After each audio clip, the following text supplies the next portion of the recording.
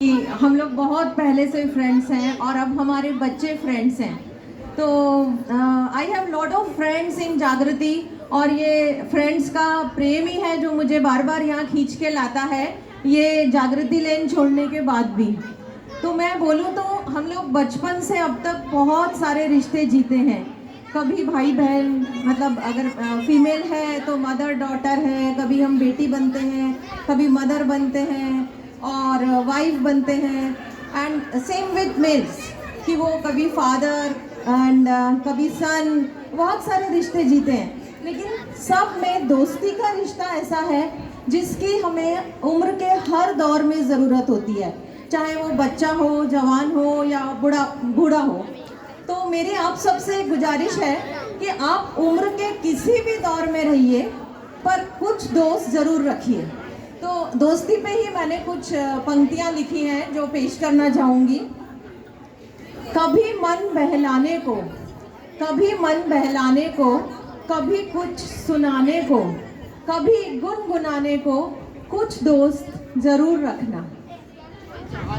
कभी बचपन में जाने को, कभी गलतियां दोहराने को, कभी हो हल्ला मचाने को, कभी चिल्लाने को, कभी खिलाने को, कुछ दोस्त ज़रूर रखना।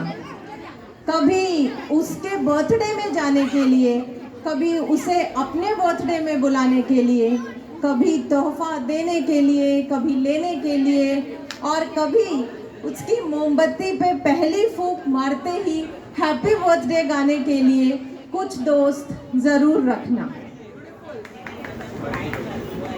कभी ताश की बाजी लगाने के लिए, कभी पान के बीड़े चबाने के लिए, कभी चाय की चुस्कियां लेने के लिए, कभी बियर को चीयर करने के लिए, कभी अपने किस्से सुनाने के लिए, कभी उसकी कहानियां सुनने के लिए, कभी अंताक्षरी के दौर चलाने के लिए, और कभी खेल खेल में ही कोई नया खेल बनाने के लिए कुछ दोस्त ज़रूर रखना। कभी नाचने के लिए, कभी गाने के लिए, कभी बेवजह मुस्कुराने के लिए, कभी हंसी से लोटपोट होने के लिए, कभी अपने गमों को खोने के लिए, अपनी जिंदा दिली को जिंदा रखने के लिए कुछ दोस्त ज़रूर रखना। और जब ना मिले कोई श्रोता इस नागवार दुनिया में तो अपनी कविताएं सुनाने के लिए कुछ दोस्त ज़रूर रखना। Thank you.